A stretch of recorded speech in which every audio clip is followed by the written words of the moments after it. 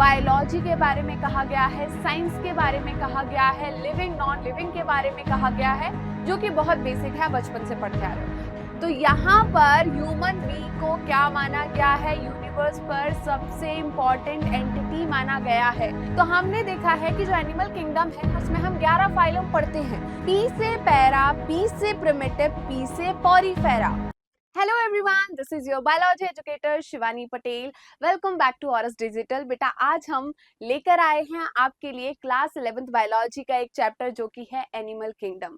तो आज बेटा हम यूनिट 1 का एक चैप्टर कंप्लीट करेंगे, एनिमल किंगडम। उससे पहले हम देख लेते हैं इस यूनिट 1 में टोटल कितने चैप्टर्स हैं, कौन कौन से चैप्टर्स है, इस चैप्टर का इंट्रोडक्टरी पार्ट क्या कह रहा है, कौन से साइंटिस्ट जो है इस यूनिट में दिए गए हैं। राइट बेटा, तो ये हम कुछ डिस्कशन जो है वो करेंगे। सबसे पहले बेटा यूनिट 1 जो है वो कौन सी है? Diversity in the living world. Right, इस यूनिट में टोटल 4 चैप्टर है। पहला चैप्टर नंबर 1 है द लिविंग वर्ल्ड, चैप्टर 2 है बायोलॉजिकल क्लासिफिकेशन, चैप्टर 3 है प्लांट किंगडम एंड चैप्टर 4 है हमारा एनिमल किंगडम। तो आज मैम इस यूनिट का चैप्टर 4 कंप्लीट कराने वाली। तो मैम बाकी चैप्टर आपने करा दिए क्या? क्या नहीं कराएंगे बेटा? सब कराऊंगी, ठीक है। आज मैम जो लेकर आई है वो चैप्टर 4 लेकर आई है, क्लियर है। तो अब हम देख लेते हैं कि इस यूनिट का इंट्रोडक्टरी पार्ट जो है उसमें क्या बोला गया है, कुछ जरूरी है क्या? तो देखिए यहाँ पर हम किसके बारे में बात करने वाले हैं। सबसे पहले यहाँ पर जो इंट्रोडक्टरी पार्ट है इसमें बायोलॉजी के बारे में कहा गया है, साइंस के बारे में कहा गया है, लिविंग नॉन लिविंग के बारे में कहा गया है, जो कि बहुत बेसिक है, बचपन से पढ़ते आ रहे हो। बस एक नया वर्ड आपको यहाँ पर मिलेगा, वो है एंथ्रोपोसेंट्रिक, जो कि मैम ने हाईलाइट किया है। एंथ्रोपोसेंट्रिक क्या होता है मैम? हमें तो नहीं पता है, प्लीज बता दीजिए। बिल्कुल हम बताएंगे। एंथ्रोपोसेंट्रिक जो है बेटा, इसका मतलब ये है अ philosophy believe that human being is most important entity in the universe. Right, तो यहाँ पर ह्यूमन बीइंग को क्या माना गया है? यूनिवर्स पर सबसे इंपॉर्टेंट एंटिटी माना गया है।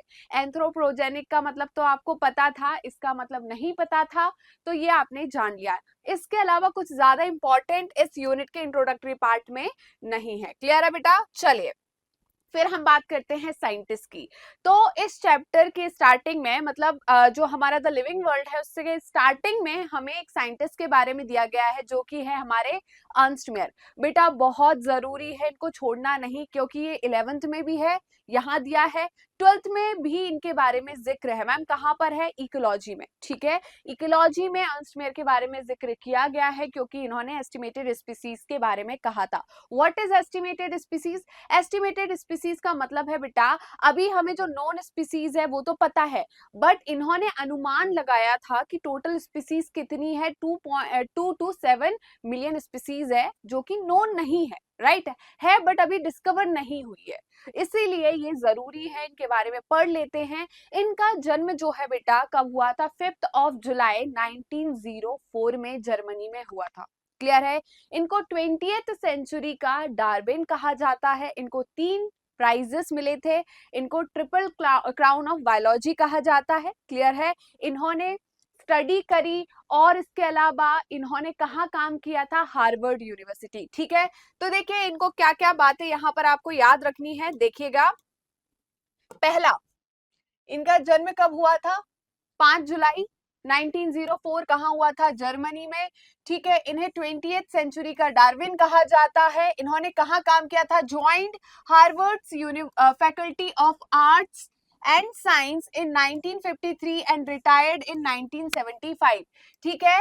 Assuming the title Alexander Agassiz professor of zoology emeritus, ठीक है। इसके अलावा हम यहाँ पर देखेंगे the triple crown of biology, ठीक है। इनको 3 प्राइजेस मिले थे। पहला प्राइजेस है the Balzan prize in 1983, the international prize for biology in 1994 and the Crafoord prize in 1999। और इनकी मृत्यु कब हुई थी बेटा? इनकी मृत्यु हुई थी 2004 में, मतलब ये टोटल 100 ईयर जिए, ठीक है।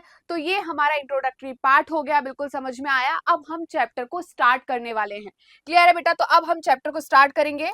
तो देखिए बेटा, सबसे पहले जैसे कि मैम ने कहा था, जब रोड मैप आपको बताया था तो मैम ने बोला था कि बेटा आपको रिवीजन और रिकॉल दोनों करने हैं। क्लियर है? आपको दूसरों से अलग बनना है तो दूसरे चैप्टर तो पढ़ लेंगे, उस चैप्टर को कितने टाइम पढ़ा है, कितनी टाइम रिवीजन किया है, रिकॉल किया है, उस पर डिपेंड करता है कि आप कितना स्कोर करोगे, आपको कितने जल्दी आंसर्स बनेंगे। तो उसका सबसे अच्छा तरीका था रिवीजन का। मैम ने क्या बोला था, इंडेक्स बनाएंगे हम हर एक चैप्टर का। तो हम यहाँ से स्टार्ट कर रहे हैं तो इसका इंडेक्स तो बनाना बनता ही है। क्लियर है? बेसिस ऑफ क्लासिफिकेशन में हम एनिमल किंगडम में बेसिस ऑफ क्लासिफिकेशन में क्या पढ़ने वाले हैं कि भाई हमने जो एनिमल है इनको डिफरेंट फाइलम्स में रखा, किसके बेसिस पर रखा। क्लियर है?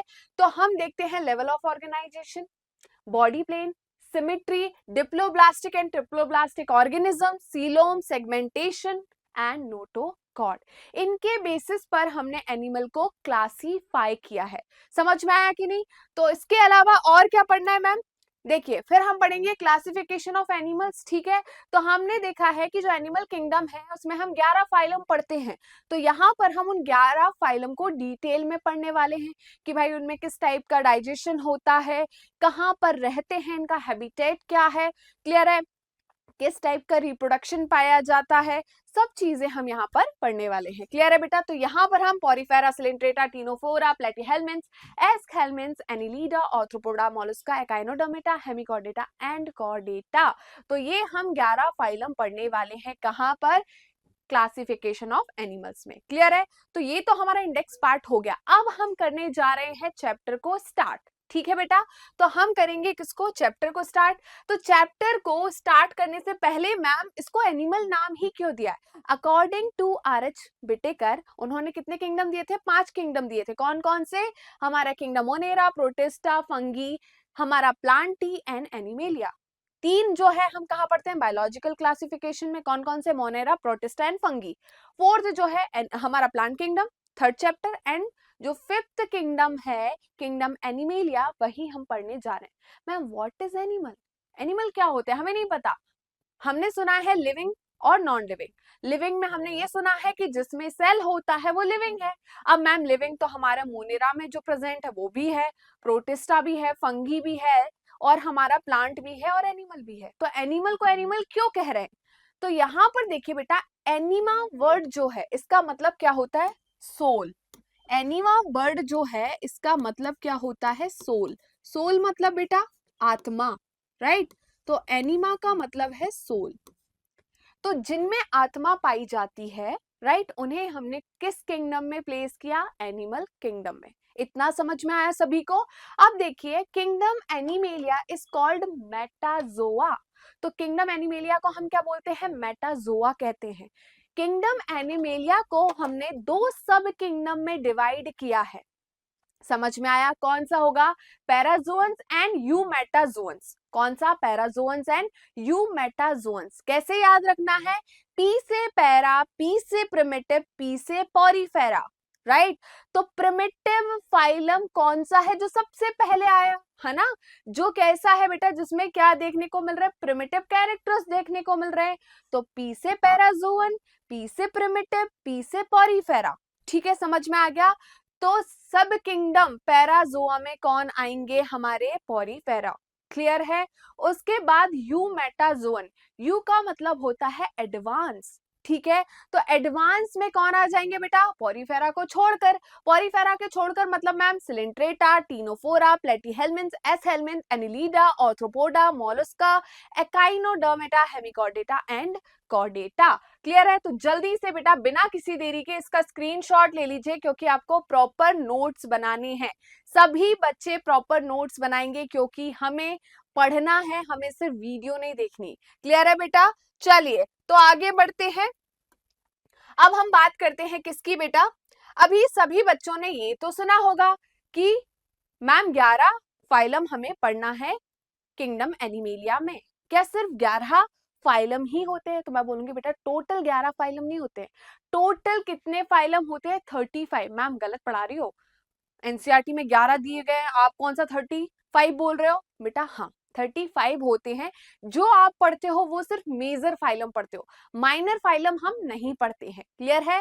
मेजर फाइलम कौन कौन से जो अभी मैम आपने बताए, माइनर फाइलम जो हम नहीं पढ़ते। मैम किस बेसिस पर हमने ये मेजर और माइनर फाइलम बनाए? On the basis of number of species. ठीक है, तो नंबर ऑफ स्पीसीज के बेसिस पर हमने मेजर और माइनर फाइलम बनाए। देखिए, अगर मोर देन 100 स्पीसीज है या 100 स्पीसीज है तो उस फाइलम को हमने मेजर फाइलम बोल दिया।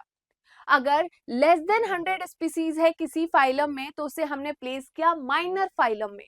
क्लियर है? तो यहाँ पर जो हम 11 फाइलम पढ़ते हैं ये मेजर फाइलम है, क्योंकि इन फाइलम के अंदर मोर देन 100 स्पीसीज प्रेजेंट है। समझ में आया कि नहीं? जल्दी बताइए। तो मेजर फाइलम क्या हुआ? More than 100 species are present, less than 100 species present, उसे हमने माइनर फाइलम कह दिया। अब जो 11 फाइलम हम पढ़ते हैं मेजर में, उसमें से 10 जो है वो नॉन कॉर्डेट्स है, एक कॉर्डेट फाइलम है। क्लियर है बेटा? तो हम इनवर्टिब्रेट्स भी पढ़ते हैं, वर्टिब्रेट्स भी पढ़ते हैं, और हम बोले तो हम नॉन कॉर्डेट्स भी पढ़ते हैं, कॉर्डेट्स भी पढ़ते हैं। डिफरेंस क्या होता है इनवर्टिब्रेट्स और वर्टिब्रेट्स में, नॉन कॉर्डेट और कॉर्डेट में? सारे बच्चे मुझे कमेंट करके बताएंगे। बहुत बेसिक है बेटा, कंफ्यूज नहीं होना है। क्लियर है? समझ में आया कि नहीं? चलिए जी आगे बढ़ते हैं। अभी देखिएगा, यहाँ पर जो मेजर फाइलम हमें पढ़ना है वो कौन कौन से हो गया? पॉरीफेरा, सिलेंट्रेटा, जैसे हम निडेरियन भी कहते हैं, Ctenophora, Platyhelminthes, Aschelminthes, Annelida, Arthropoda, Mollusca, Echinodermata, Hemichordata and Chordata. जिसमें जो पॉरीफेरा फाइलम है ये लैटिन वर्ड है। क्या है? Latin word. पॉरीफेरा का मतलब क्या होता है? पोरस का मतलब होता है पोर, फर का मतलब होता है बियरिंग। तो ऐसे एनिमल जिनमें पोर हो, ठीक है, जो पोर बियर करते हैं उनको हम बोलते हैं पॉरीफेरा। ठीक है, समझ में आया कि नहीं? जल्दी बताइए। प्लेटीहेल्मिन्थ्स के बारे में क्या लिखा हुआ है मैम आपने? प्लेटीहेल्मिन्थ्स को हम कॉमनली क्या कहते हैं? फ्लैटवर्म, क्योंकि ये चपटे होते हैं। वहीं पर एस्केल्मिन्थ को हम कहते हैं राउंड वर्म। क्लियर है? वहीं पर एनिलिडा जिसमें हमारा कौन आता है? फार्मर्स फ्रेंड, जिसे हम क्या कहते हैं? जल्दी बताइए। केचुआ हिंदी में कहते हैं, इंग्लिश में अर्थवर्म। तो ये 3 फाइलम जो है ये किसका ग्रुप है? वर्म ग्रुप है। क्या है ये? वर्म ग्रुप्स हैं। क्लियर है? वहीं पर बेटा एकाइनोडर्मेटा जो है वो वर्म लाइक होते हैं, वर्म नहीं होते। इस पॉइंट को याद रखना है। एकाइनोडर्मेटा क्या होते हैं? Worm like but not worm.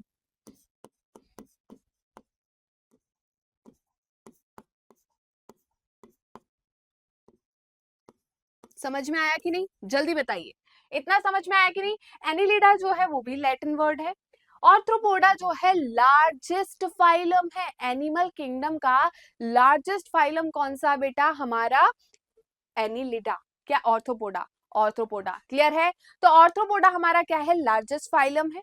ठीक है, 70 to 80% स्पीसीज जो एनिमल की है वो क्या है? सिर्फ इंसेक्ट्स है, जो कि बिलोंग करते हैं फाइलम ऑर्थ्रोपोडा से। सेकंड लार्जेस्ट फाइलम कौन सा है? हमारा मॉलस्का। ये तो हमने पढ़ा है मैम, ये तो एनसीईआरटी में लिखा है। थर्ड लार्जेस्ट फाइलम कौन सा है? जल्दी बताइए बेटा। मैम हमने तो देख लिया, चीटिंग कर ली। थर्ड लार्जेस्ट फाइलम है हमारा कॉर्डेटा। क्या हो जाएगा? जल्दी बताइए। कॉर्डेटा। क्लियर है? तो जल्दी से स्क्रीनशॉट ले लीजिए। क्या आपने स्क्रीनशॉट ले लिया है? अभी देखिए बेटा, बेसिस ऑफ क्लासिफिकेशन हमने देख लिया ना कि किसके बेसिस पर हमने एनिमल को, फाइलम को क्लासिफाई किया है।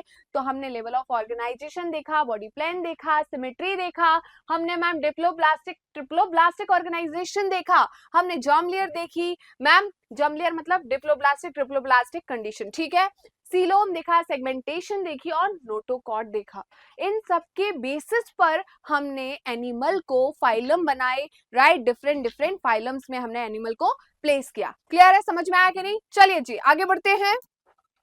अभी देखिए, यहाँ पर पहला जो बेसिस ऑफ क्लासिफिकेशन है वो है लेवल ऑफ ऑर्गेनाइजेशन। ठीक है, हमें पता है, क्या पता है मैम? आपने पीछे लिखा था इस साइड कि कॉमन कैरेक्टर्स क्या होते हैं एनिमल के, वो हमने बायोलॉजिकल क्लासिफिकेशन में पढ़कर आ गए। क्या मैम? पहला, सारे के सारे एनिमल्स मल्टी सेलुलर होंगे।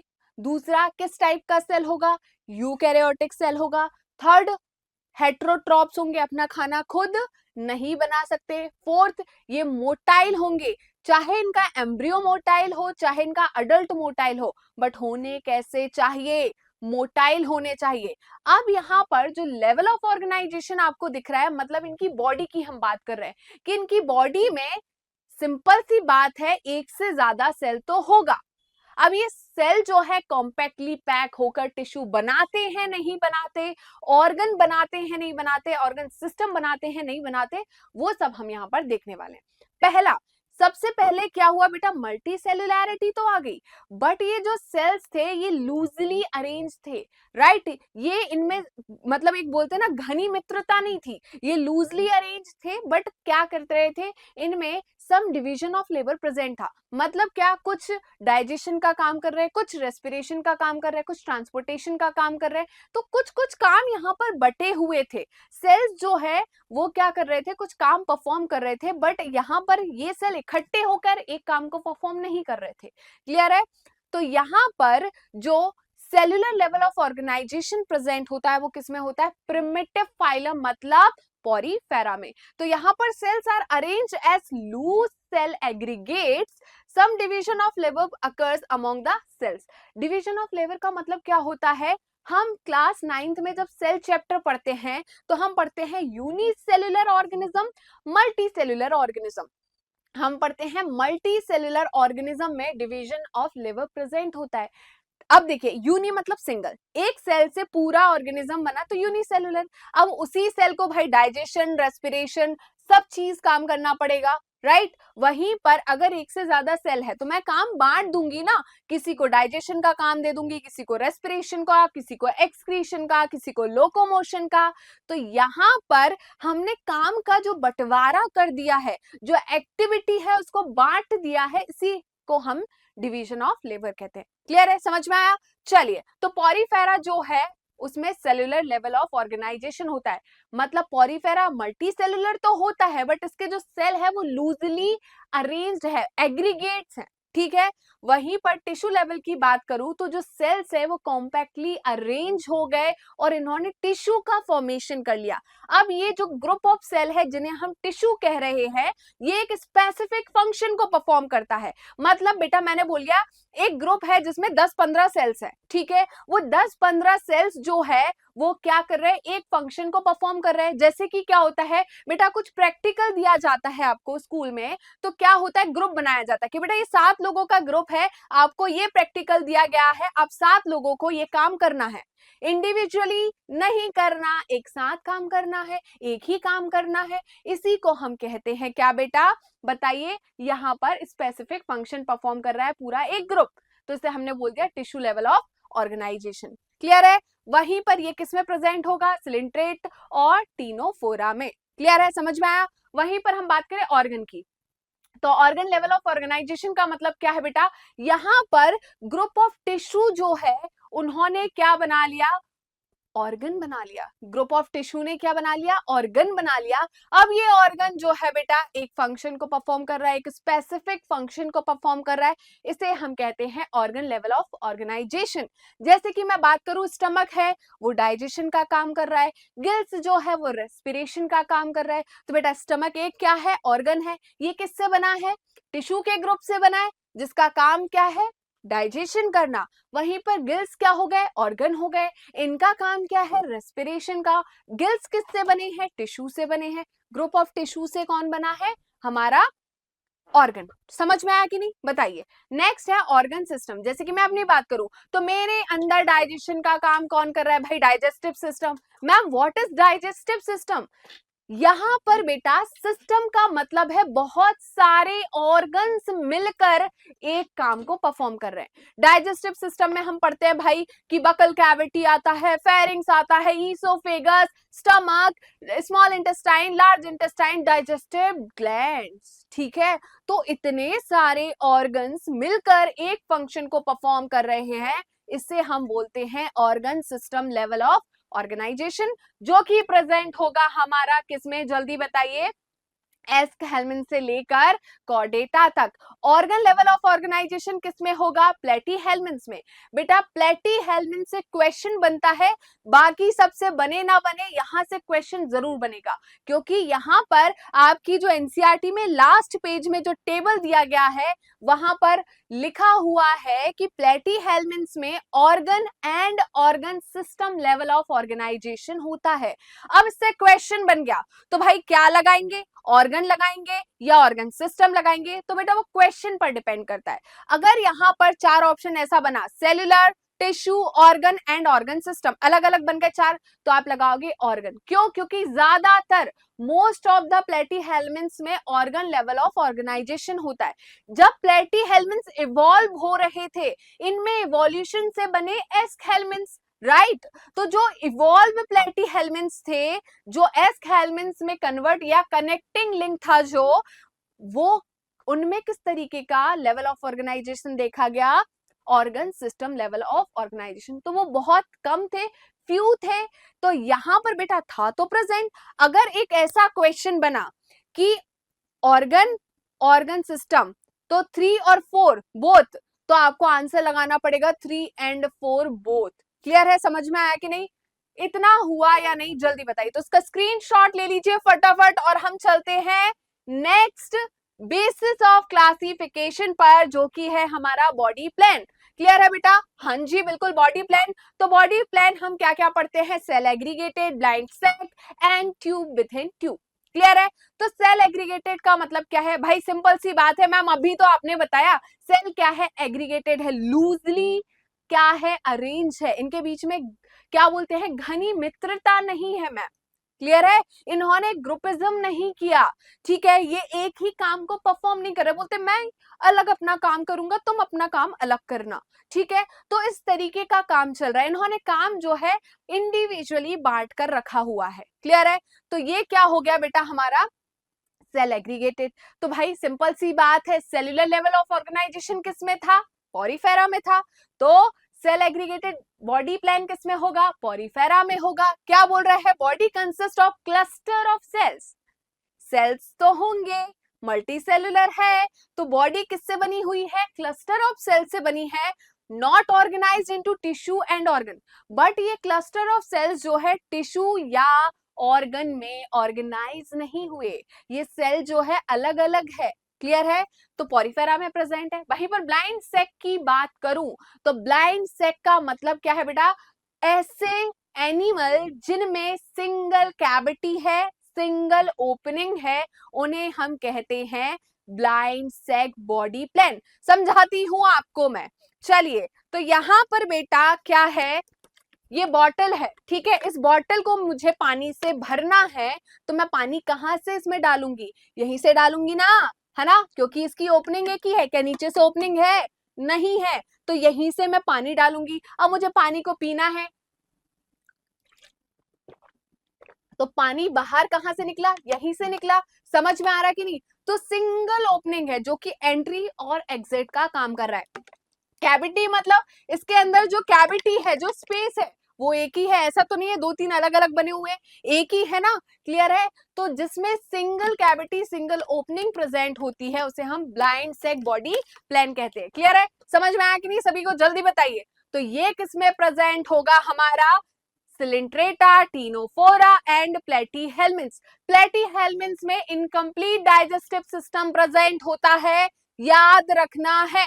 क्लियर है बेटा? तो देखिए, जैसे कि पापा थैला लेकर जाते हैं सब्जी लेने, तो अब बेटा अब थैला में ऐसा तो नहीं ऊपर से भी ओपनिंग नीचे से भी ओपनिंग। पापा लेकर गए, ऊपर से सब्जी डलवाई, नीचे से निकल गए बाहर सब। घर आके पापा को जो डांट पड़ रही है मम्मी से, फिर सोच लो, ऐसा तो नहीं होता, है ना? तो पापा जब थैला लेकर जाएंगे, सब्जी का थैला लेकर जाएंगे, सैक मतलब होता है थैला, ठीक है? तो सैक लेकर जाएंगे तो उसमें ऊपर से सब्जी डलवाएंगे। अब घर आके जब मम्मी वो सब्जी निकालेंगी तो उधर से ही निकालेंगे ना, इसी को हम क्या बोलते हैं? Blind sac. क्लियर है? समझ में आया कि नहीं? प्लेटीहेलमिन्थ्स में क्या प्रेजेंट होता है? इनकम्प्लीट डाइजेस्टिव सिस्टम, ठीक है? Tube within tube. Tube within tube का मतलब क्या है? ट्यूब और एक और ट्यूब। जैसे कि आपने देखा है पेन, ठीक है? तो जो पेन है, पेन के अंदर जो इंक होती है आपकी, क्या होती है बेटा? इंक होती है। उसे हम क्या कहते हैं? जल्दी बताइए। इसे हम कहते हैं ट्यूब विथिन ट्यूब। तो ये एक ट्यूब दिख रहा है आपको, ये एक ट्यूब है ना, हॉलो अंदर से, ठीक है, इसकी एक कैविटी है। दूसरा ये जो रिफिल आपको दिख रही है ये भी क्या है, एक ट्यूब है। तो इस ट्यूब के अंदर एक और ट्यूब है, इसे हम बोलते हैं tube within tube body plan. समझ में आ रहा कि नहीं? इस ट्यूब को किसने बनाया, बॉडी वॉल ने। इस ट्यूब को किसने बनाया, गट वॉल ने, मतलब डाइजेस्टिव सिस्टम, जो डाइजेस्टिव हमारी वॉल है उसने बनाया। ठीक है, समझ में आया कि नहीं? तो यहाँ पर क्या हो गई, दो ट्यूब हो गई। ठीक है, और इस ट्यूब की दो ओपनिंग है। कितनी ओपनिंग है, दो ओपनिंग। मैम कहा, एक ओपनिंग तो ये दिख रही है, दूसरी ओपनिंग ये दिख रही है। ठीक है, अगर मैं ऐसे देखूं तो ये एंटीरियर ओपनिंग है, ये पोस्टीरियर ओपनिंग है। समझ में आया कि नहीं? यहाँ पर एंटीरियर ओपनिंग माउथ का काम कर रही है, पोस्टीरियर ओपनिंग एनस का काम करेगी। समझ में आया कि नहीं, जल्दी बताइए। चलिए जी, तो मैम ये किसमें होगा, ये होगा हमारा एस्केल्मेंट से लेकर कॉर्डेटा तक। समझ में आया? फटाफट इसका स्क्रीनशॉट ले लीजिए, जल्दी से स्क्रीनशॉट लीजिए। क्या आपने स्क्रीनशॉट ले लिया है? आगे बढ़ते हैं भाई। अभी देखिए यहाँ पर सिमेट्री की बात कर रहे हैं हम। किसकी बात कर रहे हैं, सिमेट्री की। मैम सिमेट्री क्या होता है, ये सिमेट्री होता है, मतलब यहाँ पर खच खच खच काट दो, क्या कर दो, काट दो। ऐसा काटो कि दो इक्वल या आइडेंटिकल हाफ्स मिले, वो डिसाइड करेगी सिमेट्री को। ठीक है, किस प्लेन से काटा, सिमेट्री में हम ये देखेंगे कि हमने किस प्लेन से काटा, और वो प्लेन जो है सेंटर से पास करना चाहिए। अगर इस प्लेन से हमने काटा और सेंटर से ये पास किया, और अगर हमें दो इक्वल आइडेंटिकल हाफ मिल गए डिफरेंट प्लेन से काटने पर, तो रेडियल सिमेट्री। सिर्फ एक प्लेन से काटने पर दो equal left and right half मिलते हैं तो बायलेटरल, बाय मतलब two, lateral half identical halves मिल रहे राइट और लेफ्ट, उससे हमने बायलेटरल सिमेट्री कह दिया। हमने किसी भी प्लेन से काटा जो कि सेंटर से पास कर रहा है, बट दो इक्वल हाफ नहीं मिल रहे, इसका मतलब है वो कैसा है, एसिमेट्रिकल है। क्या है, एसिमेट्रिकल। बेटा पॉरीफेरा की मैं बात करूं तो पॉरीफेरा में जो स्पॉन्जेस आते हैं, पॉरीफेरा को हम कॉमनली स्पॉन्जेस कहते हैं, राइट? तो उसका कोई एक पर्टिकुलर शेप नहीं होता, वो कुछ भी होता है, गुचड़ पुचड़ टाइप कुछ भी होता है। क्लियर है? तो मैं उसको कहीं से भी काट लूं, किसी भी प्लेन से काट लूं, ऐसा प्लेन काट लूं सेंटर से पास करना चाहिए, ऐसा प्लेन काट लूं सेंटर से पास करना चाहिए, ऐसा काट लूं, ऐसा काट लूं, इक्वल हाफ्स मिलेंगे ही नहीं मुझे। जैसा कि हम अमीबा में देखे तो अभी अमीबा जो है उसका कोई एक डेफिनेट शेप नहीं है, मैं उसे कैसा भी काटूंगी मुझे दो इक्वल हाफ्स नहीं मिलेंगे, तो वो कैसा हो गया, जल्दी बताइए, एसिमेट्रिकल। वहीं पर मैं बात करूं एक सर्कल की, मैं सर्कल को ऐसे काटूं, ऐसे काटूं, ऐसे काटूं, ऐसे काटूं, मुझे दो इक्वल हाफ्स मिलेंगे, इसका मतलब क्या है, रेडियल सिमेट्री। समझ में आया कि नहीं? वहीं पर अब मैं अपनी बॉडी की बात करूं, मेरी बॉडी को मैं काट रही हूं। अब देखो मैं यहां से ऐसे काटूंगी, ऐसे पूरा काटूंगी, सेंटर से तो पास कर रहा है, ऐसे काटूंगी, क्या दो इक्वल हाफ्स मिलेंगे? हाँ मैम मिलेंगे, पिटाई लगाऊंगी पिटाई। कैसे दो इक्वल हाफ्स मिलेंगे? मैम ऊपर वाला जो हाफ मिल रहा है उसमें आपकी दो आंखें हैं, दो कान है, एक मुंह है, ठीक है, और दो हाथ है। बट मैम नीचे वाले जो हाफ है उसमें तो दो पैर ही है, तो ये क्या इक्वल हो गया? नहीं। बट जब देखिए मैं इसको ऐसे काटूंगी, ऐसे काटूंगी, तो क्या इक्वल हाफ्स मिलेंगे? बिल्कुल मिलेंगे। अभी ये वाला, अभी तो जो प्लेन है सेंटर से ही पास कर रहा है ना, तो देखिए बेटा, एक तरफ मेरी एक आंख, दूसरी तरफ दूसरी आंख, एक तरफ मेरा क्या है, जल्दी बताइए, एक कान, दूसरी तरफ दूसरा कान, एक तरफ एक हाथ, दूसरी तरफ दूसरा हाथ, एक तरफ एक पैर, दूसरी तरफ दूसरा पैर। तो इक्वली जो है मेरे जो लिम्स है, मेरे जो ऑर्गन्स है, वो डिवाइड हुए कि नहीं हुए? तो इसी को तो बेटा कहते हैं हम बायलेटरल सिमेट्री। क्लियर है, समझ में आया कि नहीं? जल्दी बताइए। तो ये क्या हो गया, asymmetrical. Sponges are mostly asymmetrical. ठीक है, मैं पाइला के बारे में कुछ बताना चाहूंगी, जल्दी बताइए। पाइला में कौन सी सिमेट्री पाई जाती है? पाइला किससे बिलोंग करता है? मोलस्का से। बताइए उसमें एसिमेट्रिकल पाई, वो एसिमेट्रिकल है या रेडियल है? सारे बच्चे मुझे कमेंट सेक्शन में जवाब देंगे। पाइला एसिमेट्रिकल है या उसमें रेडियल सिमेट्री पाई जाती है? जल्दी बताइए। वहीं पर रेडियल सिमेट्री किस में है? सिलिंट्रेट में, टीनोफोरा में, और इंटरेस्टिंग एकाइनोडर्मेटा के एडल्ट फॉर्म में, इसको कैसे पढ़ते हैं कि एकाइनोडर्मेटा का एडल्ट फॉर्म में प्रिमिटिव टाइप की सिमेट्री पाई जाती है, दैट इज रेडियल सिमेट्री। वहीं पर हम यहाँ पर पढ़ते हैं प्लेटीहेल्मिन्थ से लेकर कॉर्डेटा तक बायलेटरल सिमेट्री पाई जाती है, बट जो एकाइनोडर्मेटा है उसके लार्वा में एडवांस सिमेट्री पाई जाती है, that is bilateral symmetry. Clear है? जल्दी से इसका स्क्रीनशॉट ले लीजिए। क्या आपने स्क्रीनशॉट ले लिया है? आगे बढ़ते हैं। चलिए जर्म लेयर की हम बात करते हैं। मैम जर्म लेयर क्या होता है? हम देखते हैं बेटा, जब एम्ब्रियो जो है ना, फॉर्म होता है, हमने देखा कि भाई एक गैमीट है, दूसरा गैमीट है, मतलब स्पर्म है और ओवम है, दोनों का फ्यूजन हुआ, सिनगैमी हुई, मतलब फर्टिलाइजेशन हुआ। तो पहला मतलब सिंगल सेल फॉर्म होता, दैट इज डायगोट। डिप्लॉयड होता है, इसमें क्या होगा? क्लीवेज होगा, 2 सेल बनेंगे, फिर और क्लीवेज होगा, 4 बनेंगे, फिर 8 बनेंगे, 16 बनेंगे। ये तो हो गया हमारा मॉरुला, 8 to 16 स्टेज मॉरुला। फिर बनता है हमारा ब्लास्टुला, फिर बनता है गैस्ट्यूला। गैस्ट्यूला में क्या होती है? जर्म लेयर फॉर्म होती है ना। Ma'am what is germ layer? बेटा यहाँ पर सेल्स जो है वो लेयर के फॉर्म में अरेंज हो जाते हैं, उसे हम जर्म लेयर कहते हैं। डिप्लोब्लास्टिक कंडीशन में क्या होता है? जो सेल्स है वो टिश्यू के फॉर्म में अरेंज हो जाते हैं, आउटर लेयर और इनर लेयर के फॉर्म में अरेंज होते हैं, उसे हम क्या बोलते हैं? Diploblastic condition. क्यों? क्योंकि डिप्लो मतलब यहाँ पर क्या है? डिप्लो वर्ड यहाँ 2 के लिए यूज किया है। 2 जर्म लेयर फॉर्म होती है, outer germ layer that is ectoderm and inner germ layer that is endoderm. ठीक है? अगर गैस्ट्यूला जो हमारा एम्ब्रियोनिक स्टेज में गैस्ट्यूला में 2 जर्म लेयर बन रही है, तो वो कौन सी कंडीशन होगी? डिप्लोब्लास्टिक। अगर 3 जर्म लेयर फॉर्म हो रही है, राइट, तो वो ट्रिप्लोब्लास्टिक कंडीशन हो जाएगी। क्लियर है? आउटर जर्म लेयर को हम एक्टोडर्म कहते हैं। डिप्लोब्लास्टिक में क्या है? Animals in which cells arrange in 2 embryonic layer, outer ectoderm और इनर जो है वो हमारी क्या हो जाएगी? एंडोडर्म। तो ये क्या है बेटा? आउटर जर्म लेयर है, ये आउटर जर्म लेयर है, और ये हमारी एंडोडर्म जो है ये इनर जर्म लेयर है। तो डिप्लोब्लास्टिक कंडीशन में सिर्फ 2 जर्म लेयर होती है, आउटर और इनर जर्म लेयर। ठीक है? समझ में आया कि नहीं? What is mesoglea? तो मीजोग्लिया क्या होता है बेटा? मीजोग्लिया का मतलब होता है अनडिफरेंशिएटेड सेल्स। ठीक है? ये क्या है? Mass of undifferentiated cell. मतलब यहाँ पर जो मीजोडर्म मिडिल लेयर है वो पाउचेस के फॉर्म में प्रेजेंट होती है, उसे हम मीजोग्लिया कहते हैं। ठीक है? तो ये क्या है? मास ऑफ अनडिफरेंशिएटेड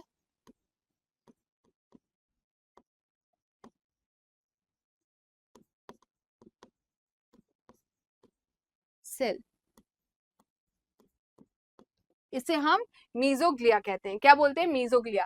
तो डिप्लोब्लास्टिक कंडीशन किस में पाई जाती है? 2 जर्म लेयर किस में होती है? हमारे सिलेंट्रेट और टीनोफोरा में। ट्रिप्लोब्लास्टिक का मतलब क्या है बेटा? आउटर एक्टोडर्म और एंडोडर्म तो बन गई, मिडिल में एक और जर्म लेयर फॉर्म होती है जिसे हम मीजोडर्म कहते हैं।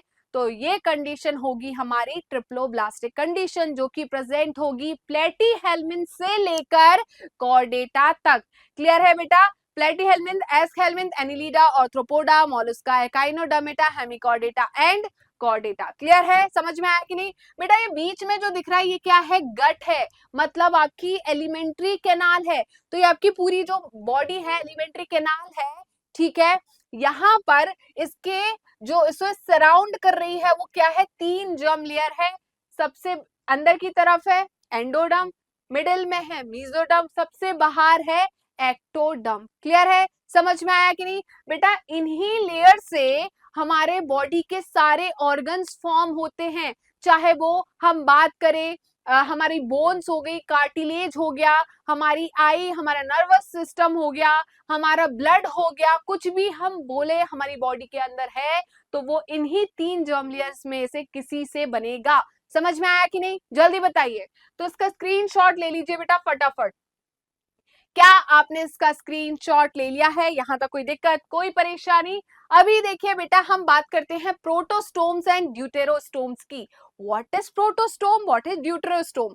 ये तो मैम पहली बार सुना है। प्रोटो मतलब पहले, पी से प्रोटो, पी से पहले। ड्यूटेरो को हम बाद में याद रखते हैं। प्रोटो पहले, स्टोम का मतलब होता है माउथ, स्टोम का मतलब होता है माउथ। तो जिसमें पहले माउथ फॉर्म हुआ उन्हें हम प्रोटोस्टोम्स कहते हैं। ड्यूटेरोस्टोम का मतलब है बाद में क्या फॉर्म हुआ, स्टोम का मतलब माउथ। जिनमें माउथ बाद में फॉर्म हुआ, एनस पहले फॉर्म हो गया, उन्हें हम कहते हैं ड्यूटेरोस्टोम। समझ में आया कि नहीं? जल्दी बताइए, प्रोटोस्टोम्स में कौन आते हैं? पी से प्रोटोस्टोम, पी से प्लेटीहेल्मिन्थ। तो आपको याद रखना है प्रोटोस्टोम कहां से स्टार्ट हुआ है? प्लेटीहेल्मिन्थ से। तो प्लेटीहेल्मिन्थ, Aschelminthes, Annelida, arthropoda and Mollusca, इन सभी में प्रोटोस्टोम्स कंडीशन पाई जाती है, मतलब इनमें पहले माउथ फॉर्म होता है। ड्यूटेरोस्टोम का मतलब क्या है बेटा? यहाँ पर माउथ जो है वो बाद में फॉर्म हुआ है। ये किसमें होता है? Echinodermata, Hemichordata and Chordata. Clear है? जल्दी बताइए, यहां तक किसी को कोई दिक्कत परेशानी? तो बेटा जल्दी से इसका स्क्रीनशॉट ले लीजिए। क्या आपने स्क्रीनशॉट ले लिया? तो अब हम यहां पर बात कर रहे हैं सीलोम की। सीलोम का मतलब क्या होता है? बॉडी कैविटी या स्पेस। ठीक है, किसके बीच में स्पेस या बॉडी कैविटी मैम? देखिए, जो बॉडी वॉल है एंड हमारे डाइजेस्टिव ट्रैक्ट जो है, इसके बीच में, जैसे कि मैं बात करूं, ये मेरी क्या है भाई? एलिमेंट्री कैनाल है। ये मेरी क्या है? एलिमेंट्री कैनाल है।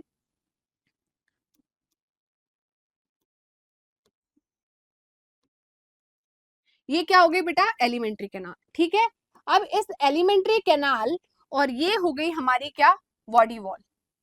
ठीक है, ये हमारी क्या हो गई? Body wall. ठीक है, ये हो गई हमारी बॉडी वॉल। तो ये जो स्पेस दिख रहा है, ये जो कैविटी दिख रही है, इसी को हम बोलते हैं सीलोम। इसे हम क्या कहते हैं? सीलोम। ठीक है, सीलोम का मतलब क्या है बेटा? यहाँ पर एलिमेंट्री कैनाल, डाइजेस्टिव ट्रैक्ट और बॉडी वॉल के बीच का जो स्पेस होता है, उसे हम क्या कहते हैं बेटा? जल्दी बताइए। उसे हम सीलोम कहते हैं। तो जिसमें ये कैविटी या स्पेस प्रेजेंट होता है, उन एनिमल्स को हम सीलोमेट्स कहते हैं। जिसमें नहीं होता उन्हें एसीलोमेट्स कहेंगे। और जिसमें लग रहा है कि ऐसा है, बॉडी कैविटी है बट रियल में नहीं है, मतलब यहाँ पर छलावा है, धोखा हो रहा है, रियल में है नहीं बट दिख रहा है, उसे हम स्यूडोसिलोमेट कहेंगे। कंडीशन को स्यूडोसिलोम कहेंगे। और ऐसे एनिमल जिसमें ये कंडीशन पाई जाती है, उन्हें हम स्यूडोसिलोम कहते हैं। मैम अब ये क्या है? बॉडी कैविटी समझ नहीं आ रहा। देखिए बेटा, हो क्या रहा है, यहाँ पर जो कैविटी है वो दोनों तरफ से, मतलब आउटर और इनर साइड से मीजोडर्म से सराउंड होनी चाहिए। समझ में आ रहा है या नहीं? जल्दी बताइए। इतना समझ में आ रहा है कि नहीं? जल्दी बताइए। तो यहाँ पर मैम कौन से एनिमल या फाइलम है जो कि एसिलोमेट है, कौन से ऐसे हैं जो स्यूडोसिलोमेट है, और मैम कौन से ऐसे हैं जो कि क्या है? सिलोमेट है। तो बेटा यहाँ पर आपको याद रखना है कौन कौन से, जल्दी बताइए। यहाँ पर होंगे हमारे पॉरीफेरा, और मैम सिलिंट्रेटा,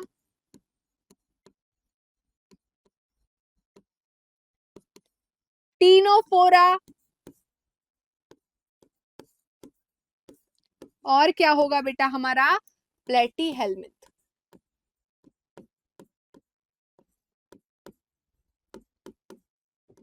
ये जो फाइलम है ये कैसे हैं बताइए? एसिलोमेट है। मतलब इनमें जो एनिमल है, इनमें किसी प्रकार की बॉडी कैविटी नहीं पाई जाती। वहीं पर एस्कहेल्मिन्थ जो है वो क्या है? स्यूडोसिलोमेट। मतलब बेटा इसमें बॉडी कैविटी तो नहीं होती, इसमें ट्रू बॉडी कैविटी नहीं होती। क्लियर है? उसे हम क्या बोलेंगे? स्यूडोसिलोमेट। ठीक है, मतलब स्यूडो का मतलब क्या है? फॉल्स। ठीक है, स्यूडो का मतलब क्या है? फॉल्स। फॉल्स क्या है, कैविटी है ना। तो फॉल्स कैविटी एनिमल्स को हम क्या बोलेंगे, स्यूडोसिलोमेट। जहां पर 8 वर्ड आ रहा है बेटा मतलब हम एनिमल की बात कर रहे हैं। कंडीशन कौन सी होगी, स्यूडोसिलोम कंडीशन। समझ में आ रहा है कि नहीं, जल्दी बताइए। तो कैविटी वर्ड हम किसके लिए, सीलोम के लिए यूज कर रहे हैं। यहाँ सीलोमेट का मतलब क्या है, एनिमल है। समझ में आया कि नहीं, जल्दी बताइए। सीलोमेट जिसमें ट्रू बॉडी कैविटी प्रेजेंट है, ठीक है। इनमें क्या होती है, इसमें ट्रू बॉडी कैविटी प्रेजेंट होती है। True body cavity present.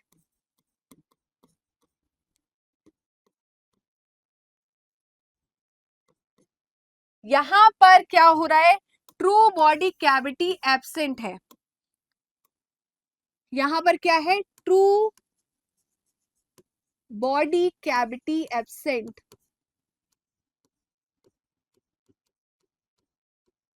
और यहां पर तो बेटा बॉडी कैविटी है ही नहीं, यहां पर बॉडी कैविटी ही एब्सेंट है। यहां पर फॉल्स और ट्रू की तो बात ही नहीं हो रही, ठीक है। समझ में आया, चलिए जी, इतना तो मैम समझ में आ गया है ना। तो मैम इसमें एस्केलमेंट्स आ रहा है, मतलब एनीलिडा से लेकर कॉर्डेटा तक, एनीलिडा से लेकर, एनीलिडा टू कॉर्डेटा, ये सारे के सारे क्या हो जाएंगे, सीलोमेट्स, ठीक है। क्या हो जाएंगे, सीलोमेट्स। अभी आपके एनसीईआरटी में जो डायग्राम दिया बेटा वो देखिए जरा। यहां पर देखिए क्या है, ये जो आपको दिख रहा है, ठीक है, ये क्या है, एक्टोडर्म है, दिख रही है कि नहीं। ये क्या है, एंडोडर्म है, ये क्या है, एंडोडर्म,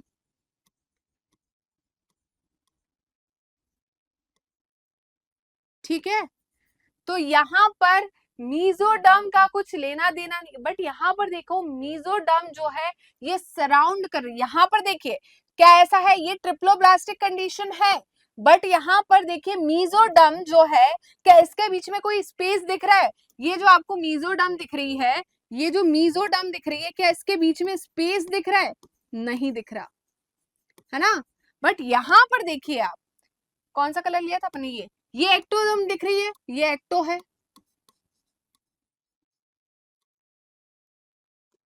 ये एंडो दिख रही है, ये एंडोडर्म है, और ये मीजोडर्म दिख रही है आपको, ये मीजोडर्म दिख रही है, ठीक है। बट देखिए क्या ये मीजोडर्म जो है इसके बीच में स्पेस दिख रहा है, कैविटी दिख रही है, दिख रही है मैम, ये दिख रही है। तो यही सोच के आप बोल रहे हैं ये सिलोमेट है। बट क्या मीजोडर्म कंटिन्यूअस है, क्या मीजोडर्म ने आउटर साइड एक्टोडर्म को मतलब इनर साइड से एक्टोडर्म को सराउंड किया है, क्या आउटर साइड से एंडोडर्म को सराउंड किया है, नहीं। कंटिन्यूअस लेयर नहीं दिख रही मीजोडर्म, मतलब हमें लग रहा है कि यहाँ पर कैविटी है, बट क्या कैविटी है, नहीं है। इसे हम स्यूडोसिलोमेट कंडीशन कहेंगे। बट यहाँ पर देखिए ये क्या हो गई बेटा, हमारी एक्टोडर्म, ये जो दिख रही है ये हो गई हमारी एक्टोडर्म, ये जो दिख रही है हमें, ये वाली जो हो गई ये हमारी एंडोडर्म हो गई। अब देखिए एक्टोडर्म को इनर साइड से ये रेड रेड जो टिश्यू दिख रहे हैं ये वाले, इन्होंने सराउंड किया है बिल्कुल इनर साइड से। वहीं पर एंडोडर्म को आउटर साइड से, एंडोडर्म को आउटर साइड से क्या मीजोडर्म ने सराउंड किया है, बिल्कुल किया है मैम। तो देखिए यहां पर मीजोडर्म दोनों तरफ प्रेजेंट है, यहां पर भी और यहां पर भी, और ये कंटिन्यूअस लेयर दिख रही है आपको, क्या दिख रही है, कंटिन्यूअस लेयर दिख रही है। मतलब यहां पर क्या है, ये जो कैविटी दिख रही है, इस कैविटी को हम कहते हैं बेटा बॉडी कैविटी। ये है हमारी क्या, बॉडी कैविटी, या हम क्या बोले, सीलोम बोले, क्या बोले, बॉडी कैविटी या सीलोम, ठीक है। समझ में आया बेटा, राइट। और देखिए यहाँ पर लेफ्ट और राइट भी आपको बिल्कुल दिख रहा है, बराबर बराबर दिख रहा है। तो जल्दी से इसका स्क्रीनशॉट लीजिए, बिना किसी देरी के स्क्रीनशॉट लीजिए। चलिए तो आगे हम देखते हैं क्या बेटा, सेगमेंटेशन। तो सेगमेंटेशन क्या होता है बेटा, जो इंटरनली और एक्सटर्नली जो है बॉडी वो डिवाइड कर रही है सेगमेंट्स में, ठीक है। और अटली सीरियल रिपीटेशन होना चाहिए सम ऑर्गन्स का, उसे हम क्या बोलते हैं, सेगमेंटेशन। मतलब यहाँ पर जो बॉडी डिवाइड कर रही है सेगमेंट्स में, उसे हम मेटामर्स कहते हैं। क्या कहते हैं, मेटामर्स, ठीक है। अब देखिए इस सेगमेंट का मतलब क्या है, ए मतलब एब्सेंट, सेगमेंटेशन यहाँ पर क्या है बेटा, सेगमेंटेशन एब्सेंट है, मतलब बॉडी जो है इंटरनली और एक्सटर्नली डिवाइड नहीं कर रही सेगमेंट में, क्लियर है। तो ये किस में होगा, अभी हम बात करेंगे स्यूडो सेगमेंटेशन या स्यूडो सेगमेंटेड। तो स्यूडो मतलब फॉल्स, तो यहाँ क्या है, सेगमेंटेशन है नहीं बट लग रहा है, जो कि किसमें देखने को मिलेगा, प्लेटीहेल्मिन्थ्स। और अगर हम देखें तो किसमें देखने को मिलेगा, टीनिया में। तो टीनिया में हमें देखने को मिलता है कि एक्सटर्नली बॉडी जो है वो डिवाइड कर रही है सेगमेंट्स में, बट इंटरनली सेगमेंट्स प्रेजेंट नहीं होते, इसीलिए इसे हमने किस में रखा, स्यूडो सेगमेंटेशन में। वहीं पर सेगमेंटेड की बात करूं तो यहाँ पर ट्रू सेगमेंटेशन प्रेजेंट है, मतलब बॉडी जो है internally as well as externally जो है वो डिवाइड कर रही है सेगमेंट्स में, मतलब यहाँ पर मेटामेरिज्म जो है प्रेजेंट है। यहाँ पर मेटामर्स जो है वो क्या है, प्रेजेंट है। ये किसमें प्रेजेंट होता है, phylum Annelida, Arthropoda and Chordata में। यहाँ पर स्यूडो सेगमेंटेशन किसमें देखने को मिलता है, प्लेटीहेल्मिन्थ्स, और अगर हम स्पेसिफिक कर दे तो टीनिया में। और यहाँ पर हम बात करें किसकी, ए सेगमेंटेशन, तो रिमेनिंग जो फाइलम है इनके अलावा वो किस में जाएंगे, हमारे ए सेगमेंटेशन में, राइट बेटा। इतना क्लियर हुआ कि नहीं, जल्दी से इसका स्क्रीनशॉट ले लीजिए। अब हम बात करते हैं नोटोकॉर्ड की। तो नोटोकॉर्ड क्या है, mesodermally derived rod like structure जो कि डॉर्सली प्रेजेंट होता है, उसे हम क्या कहते हैं, नोटोकॉर्ड कहते हैं। तो जिसमें ये रॉड लाइक स्ट्रक्चर प्रेजेंट होते हैं उन्हें हम कॉर्डेट्स कहेंगे, जिनमें नहीं होता उसे हम नॉन कॉर्डेट कहेंगे, क्लियर है। एक और आपको बीच में याद रखना है, हेमिकॉर्डेट। हेमिकॉर्डेट में नोटोकॉर्ड प्रेजेंट नहीं होती बेटा। पहले क्या किया गया था बेटा, हेमिकॉर्डेट को कॉर्डेट में ही रखा गया था, ठीक है। क्यों, क्योंकि उसके कुछ फीचर्स जो है कॉर्डेट के सिमिलर हैं, ठीक है, बट कंप्लीटली तो नहीं है ना यहाँ पर भी कुछ सिमिलैरिटी थी इधर और इधर, इसलिए उसका वो क्या है, वो कनेक्शन है किसके बीच में, नॉन कॉर्डेट एंड कॉर्डेट के बीच में, ठीक है। तो हम यहाँ पर और एक और चीज पढ़ लेते हैं जो कि है हेमिकॉर्डेट। क्या है, हेमिकॉर्डेट, ये हो गया हमारा हेमिकॉर्डेट।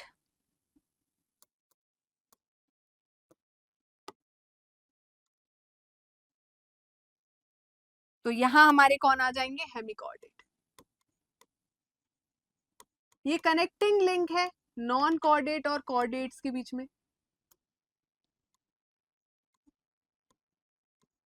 ठीक है, समझ में आया बेटा। नॉन कॉर्डेट्स जिसमें नोटोकॉर्ड एब्सेंट है, नॉन कॉर्डेट जिसमें नोटोकॉर्ड एब्सेंट है, तो यहां पर क्या है, नोटोकॉर्ड जो है वो एब्सेंट है।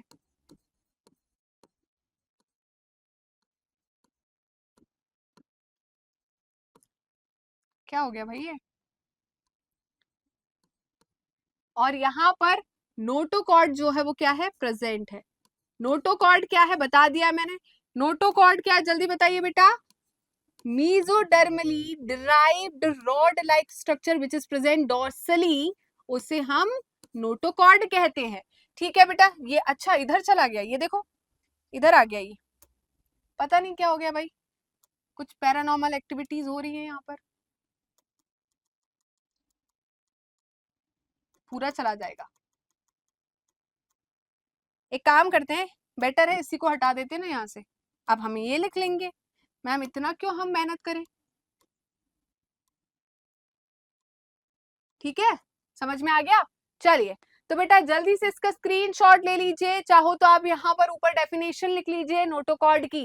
क्या हो गया सभी का इतना, चलिए बेटा, तो यहाँ पर मैं आपको एक चीज और बताना चाहूंगी जो कि है हमारे, क्या जल्दी बताइए, तो बेटा और हमें क्या जानना है, सर्कुलेटरी सिस्टम, वो कैसे भूल सकते हैं, एनसीईआरटी में दिया गया है, राइट, तो वो भी जान लेते हैं। सर्कुलेटरी सिस्टम की बात करूं तो हमें पढ़ना है open circulation and closed circulation. Open और क्लोज में क्या है बेटा, यहाँ पर क्या होता है, जो ब्लड है वो ओपन स्पेस में फ्लो होता है, ठीक है। यहाँ पर एक पूरा क्लोज्ड कनेक्शन नहीं देखने को मिलेगा, ठीक है। तो यहाँ पर ब्लड जो है वो फ्लो होता है ओपन स्पेस में, जैसे हम साइनसेस कहते हैं। टिश्यू और जो सेल होते हैं वो डायरेक्ट बाध्य होते हैं, मतलब ब्लड उन पे डायरेक्ट क्या होता है, पंप होता है, क्लियर है। किसी कैपिलरीज के थ्रू जो ब्लड है उनके पास नहीं पहुंचता, डायरेक्ट ब्लड जो, जैसे कि मैं बात करूं, आप शार के नीचे खड़े हो गए, तो शार के नीचे जैसे ही आप खड़े हो गए आपके ऊपर सीधा पूरे बॉडी पे पानी आएगा, वैसे ही यहाँ पर टिश्यू के पास, सेल के पास डायरेक्ट ब्लड जो है वो पंप होता है, क्लियर है। यहाँ पर कैपिलरीज के थ्रू पंप नहीं होता, मतलब कैपिलरीज के थ्रू ब्लड फ्लो नहीं होता। यहाँ पर blood flows in blood vessels like arteries, veins and capillaries, ठीक है। यहाँ पर आर्टरी वेन होती है बट यहाँ पर क्लोज्ड कनेक्शन नहीं होता, यहाँ पर जो हमारी कैपिलरीज है वो क्लोज कनेक्शन नहीं बना रही, आर्टरी के थ्रू जो है ब्लड पंप हो रहा है, क्लियर है। नेक्स्ट है, यहाँ पर कैपिलरीज एब्सेंट होती है, यहाँ पर तो कैपिलरी प्रेजेंट है ही। यहाँ पर और हम चीज देखें तो क्या देख रहे हैं, एग्जाम्पल देख रहे हैं। एक आपको चीज याद रखनी है, जैसे ही हम एडवांस की तरफ जाएंगे या हायर फाइलम्स की तरफ जाएंगे तो आपको क्लोज सर्कुलेशन देखने को मिलेगा, बट आपको एक चीज याद रखना है, एनिलिडा जो है आर्थ्रोपोड से पहले आता है, बट एनिलिड्स में क्लोज सर्कुलेशन देखने को मिलता है, वहीं पर आर्थ्रोपोड्स में ओपन सर्कुलेशन देखने को मिलता है, ठीक है। तो यहाँ आर्थ्रोपोड्स में क्या होगा, ओपन सर्कुलेशन, और हमारा जो एनिलीड्स है उसमें क्लोज सर्कुलेशन देखने को मिलेगा। दूसरा पॉइंट क्या होगा बेटा, मॉलस्क में जो नॉन सेफेलोपोड्स हैं उसमें ओपन सर्कुलेशन, सेफेलोपोड्स में क्लोज सर्कुलेशन देखने को मिलेगा। कॉर्डेटा की बात करूं तो यूरोकॉर्डेट्स में ओपन सर्कुलेशन देखने को मिलेगा। क्यों भाई, ये तो कॉर्डेटा में आ गए, फिर भी इसमें प्रिमिटिव टाइप ऑफ सर्कुलेशन देखने को मिल रहा है, बाकी कॉर्डेट्स में हमें क्लोज सर्कुलेशन मिलेगा। इसके अलावा जो दूसरे फाइलम है, हमारे लोअर फाइलम्स है, उनमें हमें ओपन सर्कुलेशन देखने को मिलेगा, क्लियर है। यहाँ तक कोई दिक्कत है, कोई परेशानी? बिल्कुल नहीं। तो जल्दी फटाफट इसका स्क्रीनशॉट ले लीजिए। तो भाई यहाँ तक तो हमारा ये चीज कंप्लीट हो गया। अच्छा, तो आपके एनसीईआरटी में एक ये डायग्राम दिया गया, पूरा टेबल दिया गया है, जो कि आपको वही सब चीजें समझाने वाला है जो मैम ऑलरेडी आपको समझा चुकी है। एक बार देख लेते हैं जल्दी फटाफट। एनिमेलिया मल्टीसेल्युलर होता है, लेवल ऑफ ऑर्गेनाइजेशन सेल्युलर, ठीक है। मोस्टली एसिमेट्रिकल होता है, एसिलुमेट होता है, किसकी बात करी हमने, पॉरीफेरा की। फिर हम यहाँ पर देखते हैं टिश्यू लेवल, ऑर्गन और एंड ऑर्गन सिस्टम। तो यहाँ पर रेडियल सिमेट्री हमें किसमें देखने को मिलती है, सिलेंट्रेटा एंड टीनोफोरा में। सिलेंट्रेटा टीनोफोरा कैसे होते हैं, एसिलुमेट होते हैं। बायलेटरल सिमेट्री किसमें देखने को मिलती है, हमें जल्दी बताइए। यहाँ पर प्लेटीहेल्मिन्थ्स में Aschelminthes, Annelida, Arthropoda, Mollusca, Echinodermata, Hemichordata and Chordata. उसके बाद हम बात करें स्यूडोसिलोमेट्स कौन होते हैं, एस्केल्मिन्थ्स। यहाँ पर बायलेटरल सिमेट्री और एसिलुमेट कौन होता है, प्लेटीहेल्मिन्थ्स। उसके बाद हम ट्रूसिलोम की बात करें, सिलुमेट्स कौन कौन है, Annelida, Arthropoda, Mollusca, Echinodermata, Hemichordata and Chordata. तो ये सारी चीज हम ऑलरेडी पढ़ चुके हैं, यहाँ पर किसी को कोई दिक्कत नहीं होनी चाहिए, राइट बेटा। अच्छा जी, ओके ओके, चलिए। तो यहाँ पर बेटा जिन बच्चों को मैम से पढ़ना है, बाकी टीचर से ऑनलाइन पढ़ना है वो जो ऑफलाइन नहीं आ सकते, उन लोगों के लिए हमने 3 बैचेस बनाए हैं। क्लास 11 के लिए है हमारा उद्गम बैच, क्लास 12 के लिए है हमारा तेजस बैच, और हमारे पराक्रमी बच्चे मतलब ड्रॉपर्स के लिए है पराक्रम बैच। ये सारे बैचेस जो है बेटा स्टार्ट होने वाले हैं 26 मई से। अब इन बैचेस में हम क्या क्या चीजें प्रोवाइड करने वाले हैं, क्या हम यूट्यूब पे जिस तरीके से पढ़ाकर चले जाते हैं आपको मेंटोरशिप नहीं दे पाते, डीपीपी नहीं दे पाते, क्या इसी तरीके से इन बैचेस में पढ़ाने वाले हैं? बिल्कुल नहीं। यहाँ पर आपको लाइव लेक्चर्स तो मिलेंगे, कहाँ मिलेंगे, ऑरस डिजिटल ऐप पर। इसके अलावा आपको डीपीपीज मिलेगी, स्टडी मटेरियल मिलेगा, मेंटोरशिप मिलेगी, मतलब हमारी गाइडेंस मिलेगी। उसके अलावा यहाँ पर आपके मंथली वीकली टेस्ट भी होंगे। और बेटा आपको जिन बच्चों ने इन बैचेस में एनरोल किया है उन बच्चों को फरवरी से क्रैश कोर्स मिलेगा, वो भी बिल्कुल फ्री, राइट। इसके अलावा हम बात करें एआई डाउट सॉल्वर की, तो ये अभी प्रोग्रेस में चल रहा है। ये हम इसलिए बना रहे हैं कि आपके मन में कभी भी कोई भी डाउट आए, बस आपको टाइप करना है, कॉपी करना है, एआई जो है वो आपको विद इन अ सेकंड आपका सोल्यूशन दे देगा, आपका डाउट जो है क्लियर कर देगा। तो यहीं पर हम आज के सेशन को समाप्त करते हैं। आई होप आज का सेशन आपको अच्छा लगा होगा। Bye bye, take care.